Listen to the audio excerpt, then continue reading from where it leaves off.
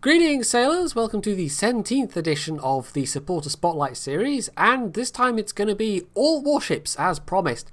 Now the way I've decided to do this is to have a battleship game, cruiser game, and a destroyer game. If I'd had a carrier game, I might have even put some highlights in of one of those as well, but you know, nobody's really playing carriers at the moment. But I've heard tell that maybe the next patch will be addressing some of the issues with carriers, and maybe it'll have a rework of the AA system, but this is all rumour and hearsay. I have nothing confirmed. So we're going to start off with Yachty in the good old Tirpitz. This is an, I can't even remember what version of the game this was, like 0.0503 or something. I don't know. I did actually have a comment I noticed, and I probably neglected to reply to it, but somebody asking about the actual coloured messages that appear on the right hand side of the screen in some of my older games, and that's a mod that isn't in the newer version of newer versions of Aslain's mod pack, so that's why it's in some of the older ones but not in more recent videos. It's not available anymore, or if it is, it's not being put in Aslain's for whatever reason. So this is going to be, in some ways, fairly typical Battleship gameplay, and most of that is going to be firing at stuff at range. And I know that is not really what a lot of people want from this game, but there we go. Nice first kill on that rather incautious destroyer, although maybe he had a damaged engine or something, I don't know. But yeah, for a lot of people, they want sort of constant action and excitement and whizzing around all over the place, and for that there's cruisers and destroyers. So actually I think the game does cater to a variety of playstyles quite well. But with battleships in particular, I mean, it's all about the possibility of those high damage numbers. And the Tirpitz is actually pretty good as a battleship. A lot of the premiums that you get in World of Tanks, it's when a new one is announced, when a new one comes out, it's a complete throw of the dice as to whether it's going to be any good or not, whether it's going to be able to cope with the matchmaking in World of Tanks, or whether it's even going to be able to cope in its own tier in World of Tanks.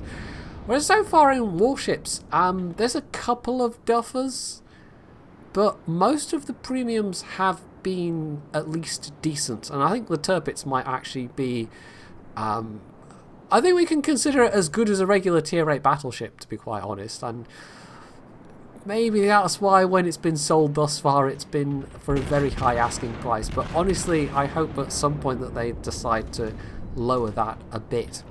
Although, I mean, it's double-edged. The fact that it does have a high asking price has priced a lot of people out of being able to buy this thing, but at the same time it means that there isn't a flood of these sailing around. So I don't know, maybe this is the year when they decide that they'll make it more reasonably priced. I don't know. I hope so. It's a nice ship. Anyway, that was a very nice dodge from Yachty there, and he actually spends a lot of time in this particular area, and I think he deliberately pulled towards the Zhao, and the Zhao, fortunately for Yachty, used his defensive air cooldown so that that particular torpedo drop was disrupted, and Yachty was able to just dodge that one torp that might have caused him some damage. I will say also, by the way, this is a tier 10 game if you haven't noticed that at the beginning, and each team has got, I think, a tier 10 carrier, and I think the enemy team has a Yamato, and this team has an Iowa, so it's not quite even on battleships, but this team's probably got an extra. I mean, maybe this team has the Zhao and the enemy team only has a Baltimore or something, I don't know. Is it Baltimore the tier 9? I can't remember, I think so. Anyway, so what Yachty is doing here is just kind of classic battleship gameplay, really, keeping his distance. And the thing is, I know a lot of people, I mean, there's such a thing as keeping too much distance and being too passive and just sailing around at the back and not doing anything ever to push. But the thing is, if you push too early, that's going to get your ship wrecked. So a lot of the time when you see this kind of circling, it's the two teams are kind of probing and testing and trying to whittle away the health and trying to gain an advantage so that they can push. And it can be frustrating sometimes when it comes time, you know, you look at the minimap and you think, okay, now this is a good moment to push, and then your battleships don't. That can be really frustrating. But The distance is, I mean, in some ways it's kind of necessary because you need to be able to take evasive action, and the Tirpitz is actually pretty good for that. The Tirpitz is a pretty decent mover, and the more distance you have, well, it decreases the accuracy of your guns, but it also decreases the accuracy of enemy guns, and it means that you have more time. You can see the shots coming in to actually dodge incoming fire. So it does serve a purpose, but some people just take it to ludicrous extremes to the point where it is detrimental to their team. In terms of this battle, though, I mean, they're a little behind at the moment on points. They've got half the cap areas. The enemy team's got half the cap areas. Yachty is, I think, just doing his best to hold this flank. I mean, there's him and a North Carolina, and they've got the two carriers on this side as well. So the carriers are kind of duking it out on this side. He's duking it out with these battleships. There's a Baltimore there. And the other side, well, the other side it looks like is being now pushed by the Yamato. And that is, you know, they clearly saw that there was more of a concentration of battleships on this side because it's Yachty, his ally there in the other Tirpitz, and this North Carolina are all over here, and the Iowa's actually coming over here as well. So this is a good time for the Yamato to make a push, and they are actually making a push. And the name of the Yamato player, in fact, is one I recognise. I'm sure I've seen them in battle myself, and possibly they are somebody who's been in since Alpha or Beta or something. I'm sure I've seen their name in connection with something, but for me it's a very recognisable name, and you'll see why when he pops up on screen when we get to see his username. So you will see exactly why I remember his name. So far, damage wise, this hasn't been particularly spectacular because this has just been a ranged battleship fight and they've been pecking away at each other. Neither side's done particularly a high amount of damage. Now Lagoon there is going in, well, quite close range actually, and in a Tirpitz that affords you opportunities to torpedo things, which is obviously the unique ability of the Tirpitz out of all the battleships.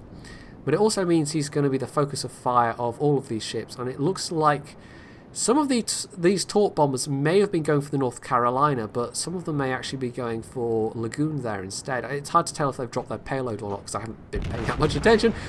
But if they do, well, one of the noted weaknesses of the Tirpitz is its anti-aircraft capability. So, no, it looks like they'd already dropped their payload on the North Carolina and they're just flying back to their own carrier. So yeah, the Tirpitz, I mean, you will sometimes see that aircraft carrier pilots will focus you when you're in a Tirpitz, or if you see one on your team, they'll focus it because they know it's got weaker AA compared to the other Tier 8 battleships.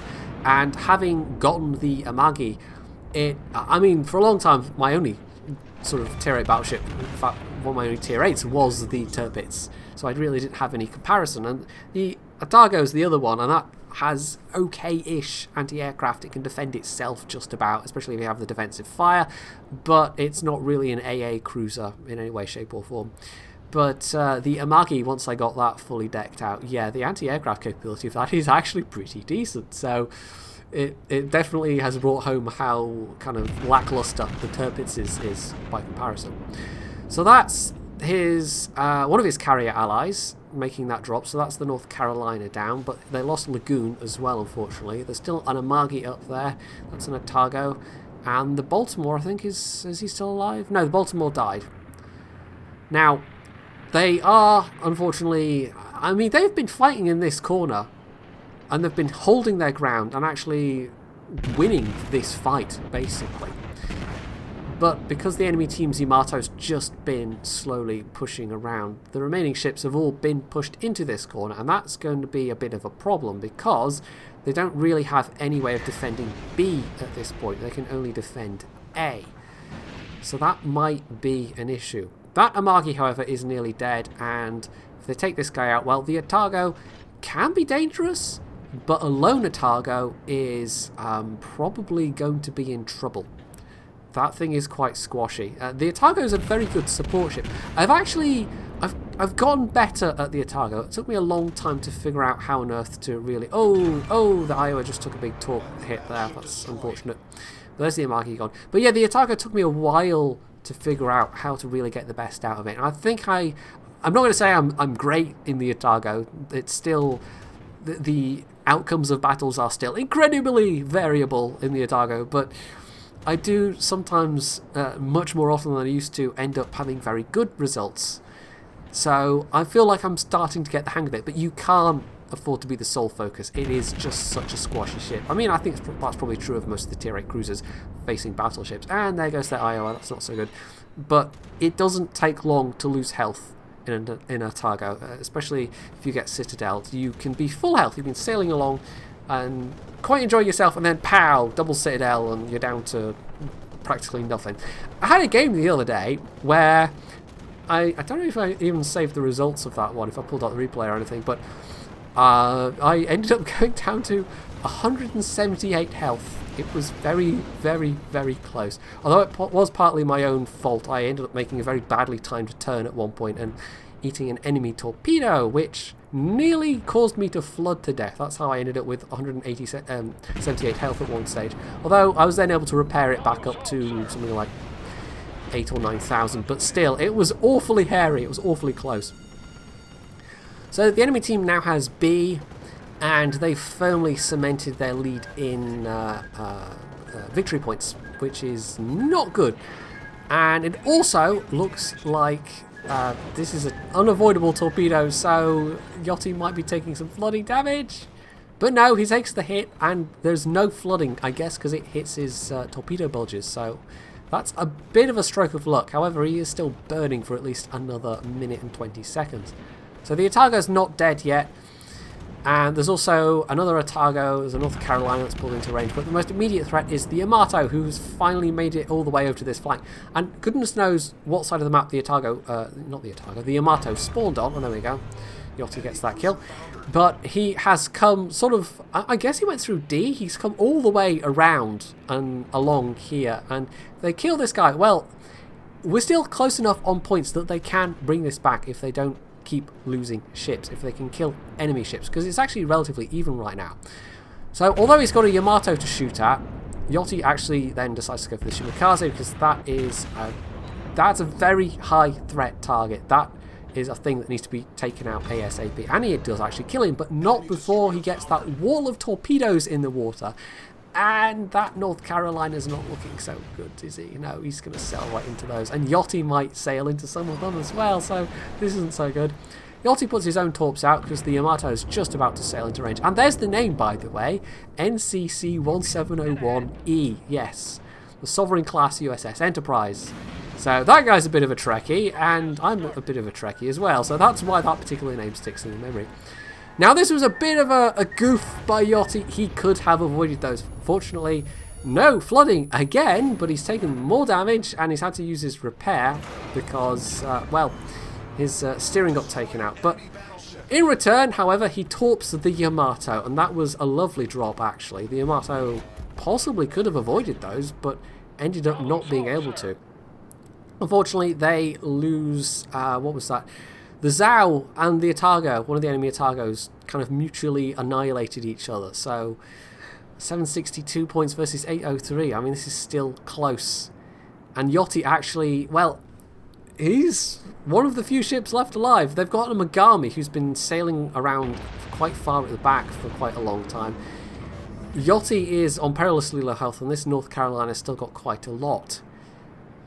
So Yachty will, at this stage, at least have the benefit of probably quite extensive air cover, because the two carriers are still alive, but both the enemy carriers are still alive as well. So he's going to need that air cover, because if they come at him with torpedoes or even dive bombers, that could well be an issue. But they really need to cap at this stage, and this is where the Megami, having been so far back, the Megami's not a slow ship, but we're going to have to cap, and soon, in order to pull back that enemy point advantage. Even if they kill the North Carolina, the carriers, they will not get close enough to in time to kill them, because we're down to, I mean, time-wise, we're sort of running out of time. It's the last 3 minutes, but it's now 100 victory points from the enemy team winning. So I'm going to give a bit of a spoiler here at this stage and say they don't win. And the reason I'm doing that is normally I talk over the score results, the end screens a bit, but I don't have end screens for this particular game, so I'm just going to do a little bit of analysis now, I suppose. Now, he is going to get in some final shots against this guy, and damage-wise, this was not the most spectacular game ever, but it was one of the few Battleship games I had to hand from supporters, because most of them have been cruisers and destroyers, and I guess that's what most of my supporters are playing. But in terms of a Battleship game, this was actually pretty decent. I mean, there are times maybe when he could have been more aggressive, but having the room to maneuver in a battleship and having the space to dodge enemy shells can often be make or break. And you will sometimes see people just charging in willy-nilly and basically throwing away battleships because they just want to get up close and personal, and especially in the turpits, the temptation sometimes to use torpedoes is very strong. But yeah, unfortunately, the enemy team did win on points. They couldn't bring it back despite Yachty's very valiant effort there. So, sadly, despite that being a fairly decent Turpits game, it was not a win. Now, we're dropping down a bunch of tiers, and we're also changing classes. This is Hildebrandt in the Fur Attacker, or the Furry Taco, as it's sometimes known, and it's probably got other nicknames as well. I played this back before it was buffed to its current state. And again, this is an older replay. This is 5.1 or 5.14 or something like that. So this is post-buff, definitely. Honestly, I think it's a pretty decent cruiser these days. Now, the turret turn time is still a little on the slow side, but it gets the 8-inch guns 2 tiers before American cruisers do.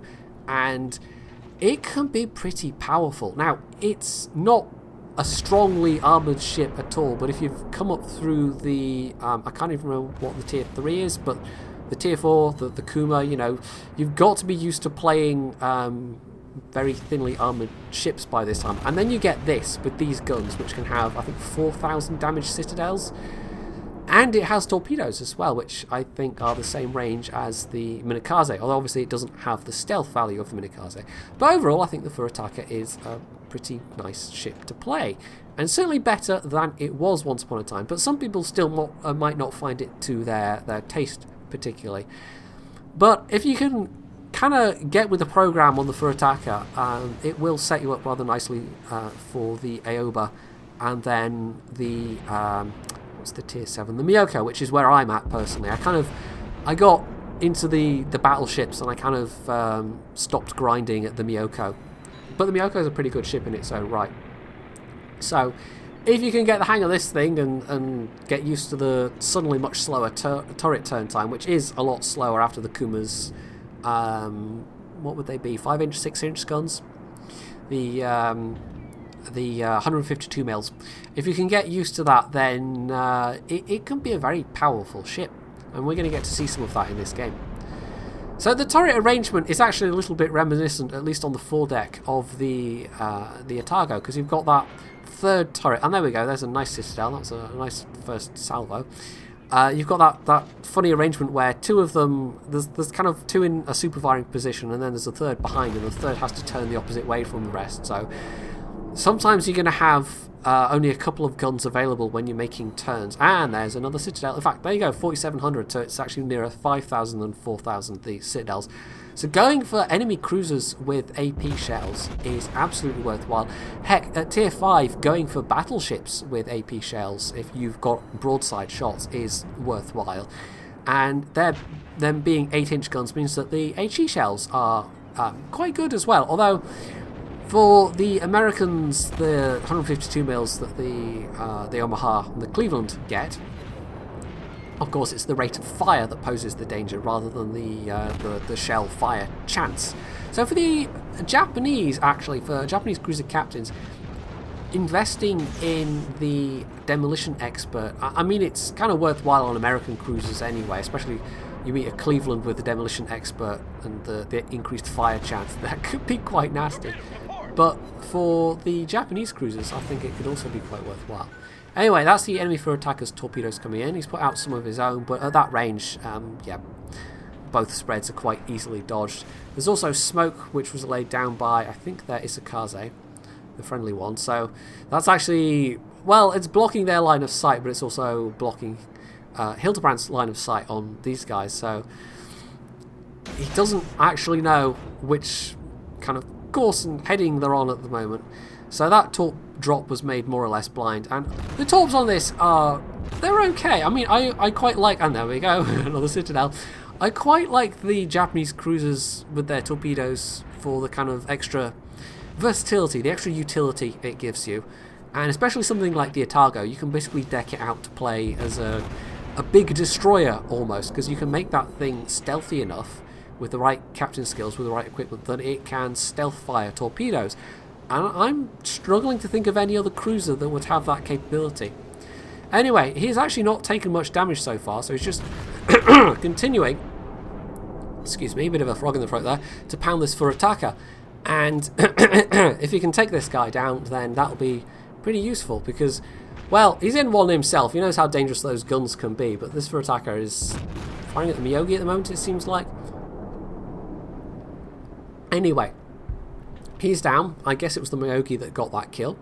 The rest of his team so far is more or less in the south at this point. There wasn't a lot up here to begin with, so it's now just Hildebrand and this Miyogi. And hopefully the Miyogi will be the more attractive target for the enemy players, but that's a Königsberg he's facing, and there's also a Wyoming back there as well.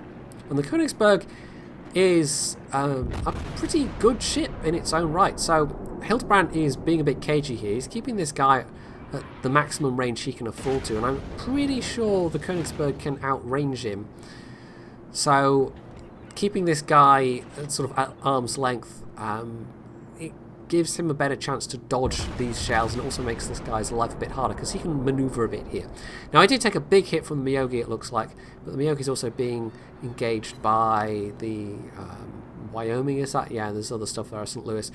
But the other Miyogi on Hildebrand's team is coming up north. There's a, whatever that is, a Murmansk that's coming up north as well. So, actually, they're sort of coming back towards the middle. And the middle is what this particular map mode was all about, the zone map mode, which I think they took that out, didn't they? It wasn't very popular. And so nobody's really missed it, I think. It's one of those things, like sometimes in World of Tanks, historical battles, for instance, I mean, in principle, it was a nice idea, and then the application turned out to be a bit iffy.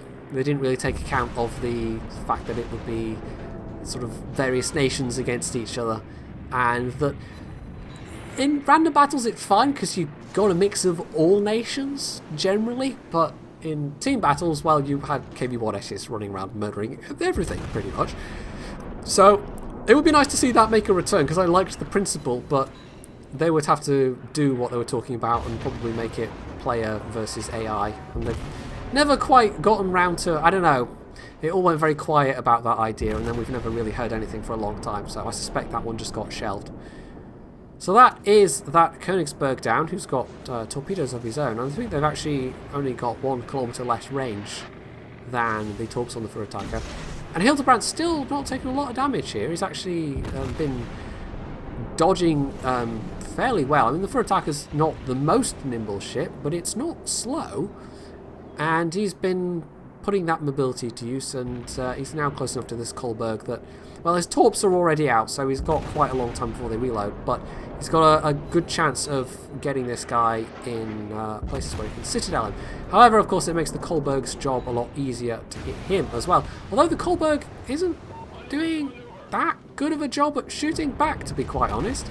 This is not the most dangerous opponent right now. He's not really aiming these shots particularly well. Most of them are just flying right over. So there we go, the Kolberg's down with a minimal of damage taken, and that takes Hildebrand to nearly 30,000 damage, so that's not too bad.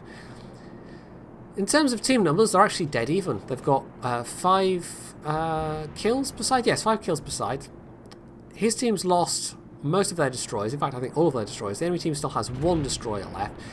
But the nice thing about these 8-inch guns is the 8-inch HP, if you can make the hits, is very effective against enemy destroyers. Whereas something like an Omaha or a Cleveland, well, the Omaha is actually probably better for taking out destroyers. The Cleveland, at anything over a couple of kilometres, the shell travel time and the arc of the shells means that it's quite easy to see the incoming fire, and it's quite easy to take evasive action in a destroyer, at least compared to other ships.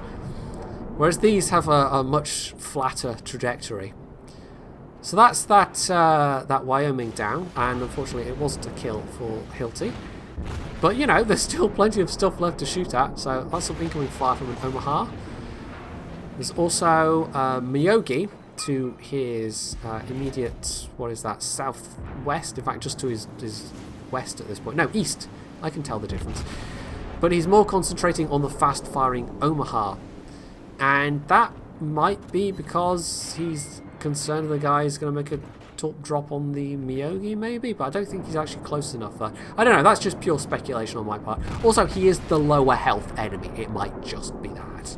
It's easier to take out a low health cruiser than it is to then tackle a full health battleship while the low health cruiser's still shooting you all the while. That's just sensible, basically. So, if he puts another couple of salvos in, hell, one Citadel will kill this guy, but it kind of all depends if he gets enough damage. And there we go, one Citadel he does get, and that's the kill. He also gets in a hit as well, so I don't know how it decides which hits are which, but anyway, he got the kill either way. He's also looking to see if he can get a drop on this Myogi, who apparently ran aground, but this is a lot of friendly battleships in the way, so he's going to have to be careful here.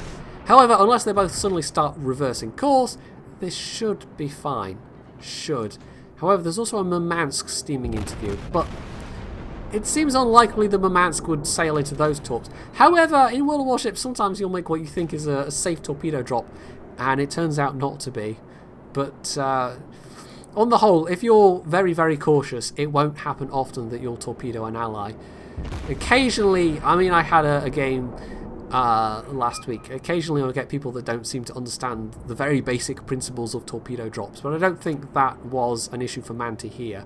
And if the Murmansk does, yes, I can say it properly, if it does eat up a torpedo, then it's gonna be kind of sheer bad luck. Now this could have been AP shells, and actually it looks like the Murmansk might eat a torp. Oh dear, oh well. Yeah, that is, yeah, that was about to, that guy was about to sail into one, so, whoops. Torpedoes, direct front. Yes, do not shoot at your allies. That's the thing with making longer range torp drops, sometimes it's just, you can't predict if someone's going to sail in or not. So, unless I'm quite close range, I mean, he was definitely never going to hit one of his battleships with that spread, but still, that was unfortunate. That was very, very unfortunate. So, whoops. But yeah, apart from that, I mean, his the Myogis actually came both back up and worked together, and there's now only a couple of enemy ships left, so they have quite conclusively won this. This is definitely looking like it's going to be a happier ending than the previous one. There's one Isakaze, and there's that Wyoming left, who is actually quite healthy still, so there might be a good chance to get some nice damage out of this.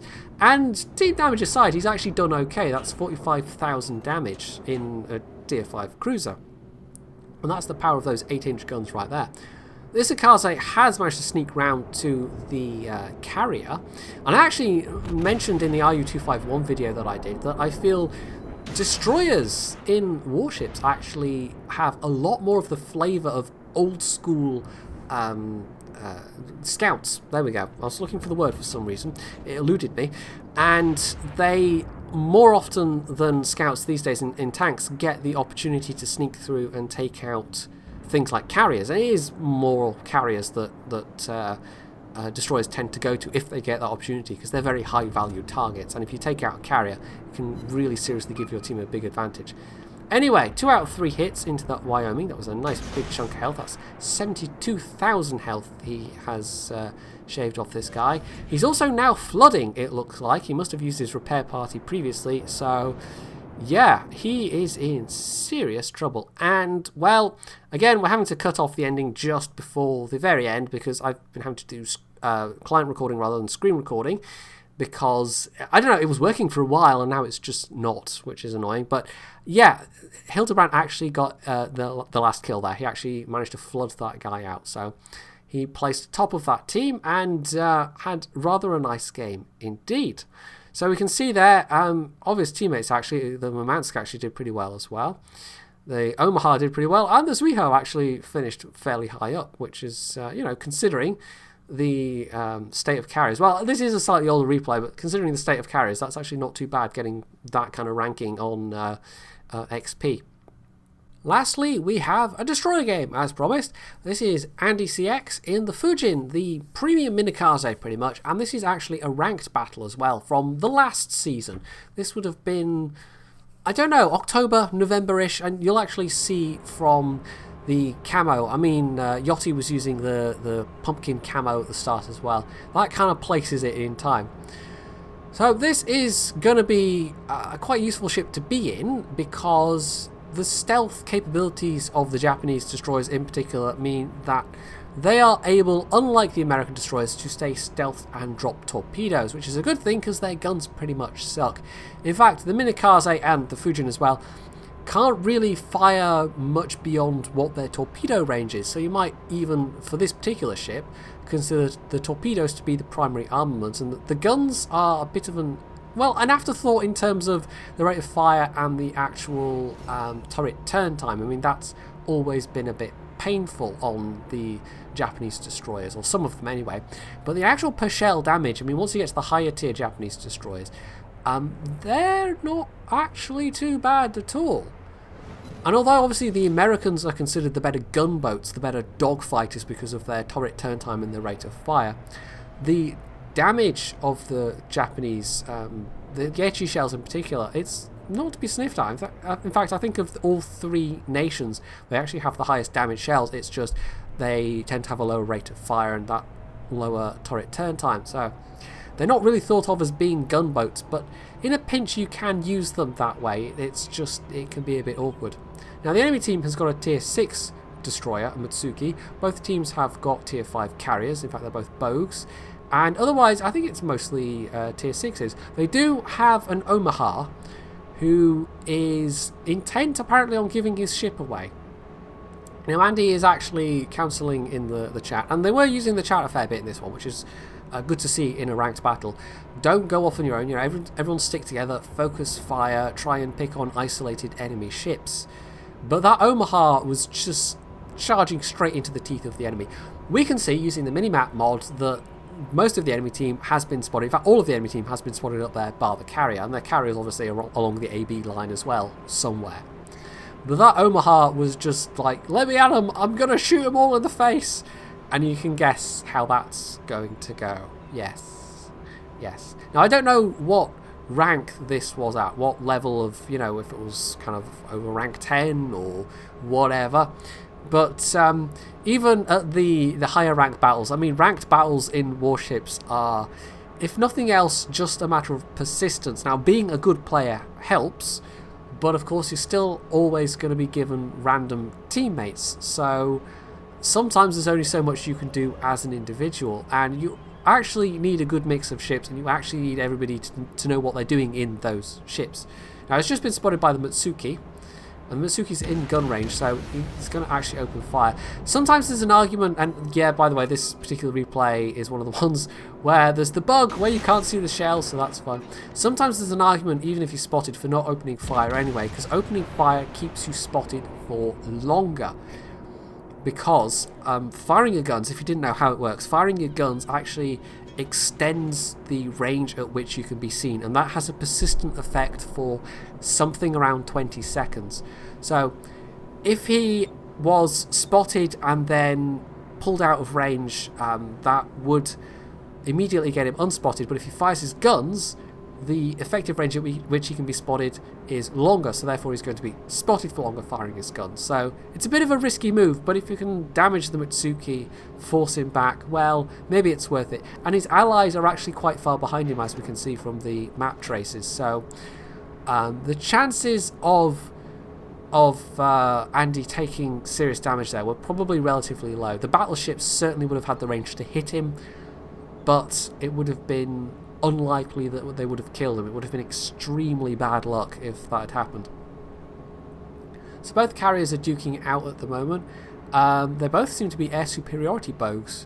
Ours certainly is. They've got 2 air fighter squads, one of which is currently engaged. The enemy bogues actually got 2 air fighter squads. So yeah, they're both air superiority bogues, which means in terms of actual damage, I mean, they can scout. They can use those planes to scout around and find enemy positions, and that is obviously an issue when you're in a destroyer. That's one of the kind of natural enemies of destroyers, is carriers spotting you from the air.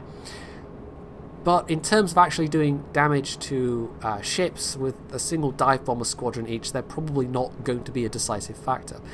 Now what Andy is trying to do here is sneak round to take out their carrier. And given that the carrier, the enemy bogue, I mean, like I said, they're both their superiority. Taking this guy out, it's useful in terms of points. It's a big chunk of points to their side. In tactical consideration terms, it's not that big of a deal because the actual damage that carrier can do is relatively minimal. But getting this guy out of the game, I mean, they're already a ship down because the Omaha gave his ship away. So if they can kill the carrier, that is worth more than a cruiser, most definitely. The rest of the team, meanwhile, well, the battleships are mostly sticking together, and the Nuremberg is sticking with the battleships, but the Cleveland is way out ahead. And I don't have, I mean, this is all recorded, and I wasn't looking around in free cam to see what was going on. So my guess would be the Cleveland would be the focus of enemy fire right now, because they've pulled out way ahead. Not quite sure what they're trying there. And because the Cleveland's heading north, that has drawn that Königsberg north. And that's an issue for Andy because he doesn't want to get spotted. And by the time he gets into range of the bogue, well, if he wants to take the guy down really fast, he'll use torps and guns.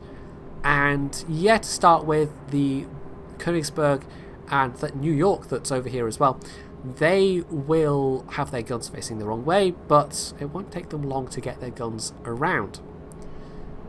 Now the enemy, the biggest group of the enemies is pushing south. The Clevelands, the Fusao and the Mutsuki.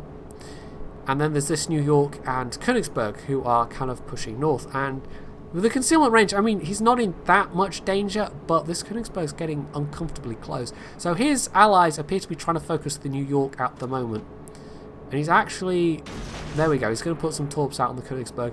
The Königsberg doesn't necessarily know that he's here, and isn't going to know for another, what is it, kilometre or so? So that's all three lots of torpedoes out, but it looks like the Königsberg is actually now turning. And having put all three sets of launchers out, he can't immediately then put torps in the direction of the bogue. But the reload on this is good enough that it actually doesn't matter that much. So there we go. Now, this has had the effect, I mean, dropping the torps like that, if the Königsberg didn't know he was up here before, he certainly does now. The torpedoes are a dead giveaway. The bogue is trying to steam in the opposite direction. I mean, presumably they're all communicating with each other. And they have lost that Cleveland, by the way, so I think I was right when I was saying that Cleveland was focused. But they're looking... This is dicey. This is very dicey. They need to focus ships. They need to kill some enemies. And if Andy can take out this carrier, that's fine. He's then maybe got a chance to come up behind the New York and be sneaky, but he needs his allies to do stuff as well. He can't carry this alone. He needs them to make some kills to defend the cap point. So he's firing HE at this point, and he's actually getting some HE citadels. He's also got torpedoes back, but for some reason he's decided to concentrate on his guns for now.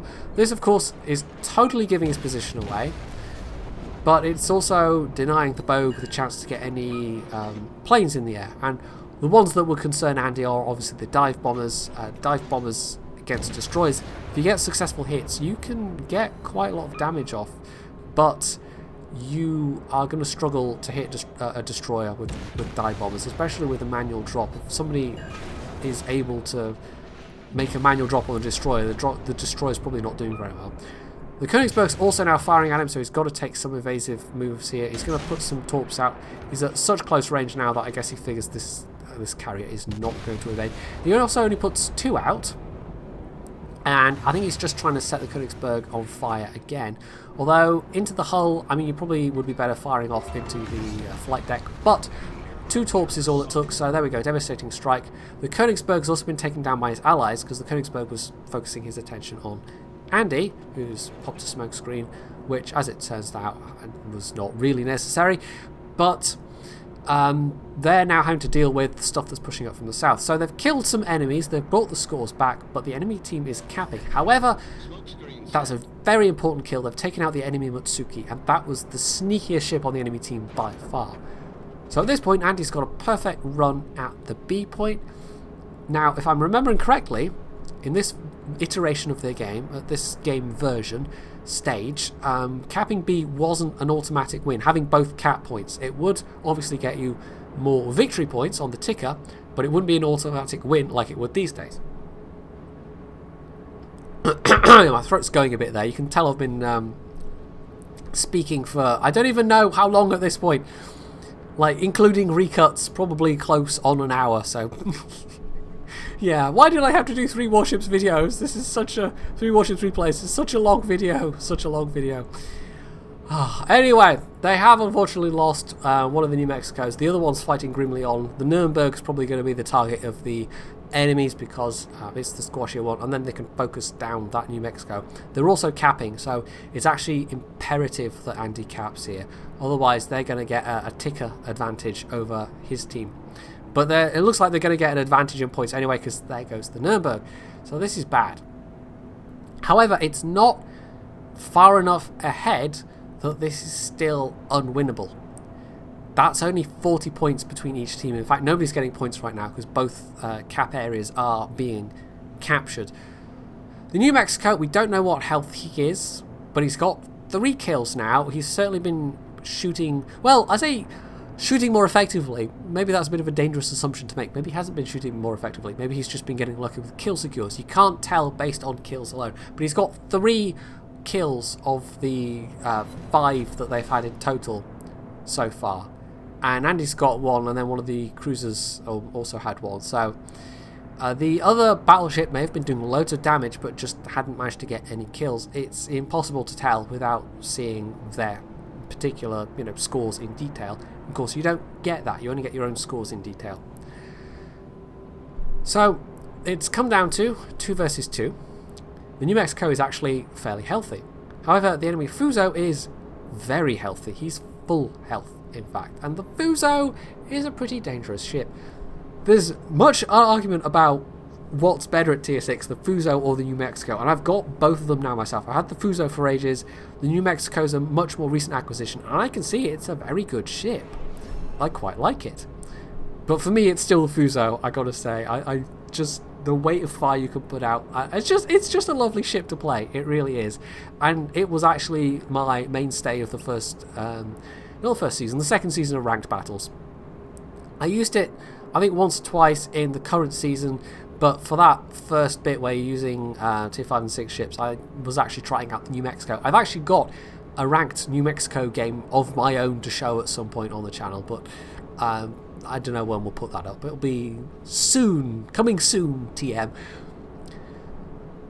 So there's no Matsuki to worry about spotting him anymore. There's no carrier to worry about spotting him anymore, so he can try and get to a position where he can drop on this Fuso. You can see that the Cleveland's also pretty low health. Hopefully his New Mexico is focusing the Cleveland, but if Andy here can do damage against the Fuso, well, that would be perfect. That, if nothing else, he'd get worried about a destroyer being around and start driving more evasively, having to make more turns, having to